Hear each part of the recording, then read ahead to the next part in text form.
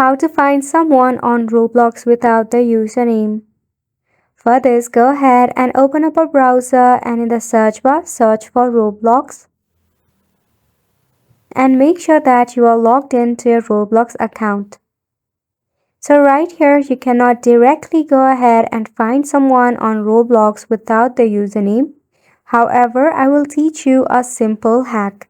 From your PC keyboard, go ahead and tap on the keys of Ctrl+H and you will land here in all of your history in your browser. If you have a vast history like me, go ahead and enter the keyword of Roblox.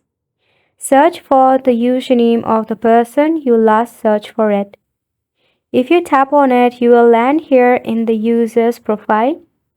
Now to add friend, simply go ahead and tap on add friend. Now all you have to do is just wait for the response of the user or your friend that you want to add. If you do not want to add this friend, you can just go ahead and tap on the three dot icon at the top, then just tap on the follow option being provided to you. Once you do that, you can go ahead and play games with this friend without actually being added.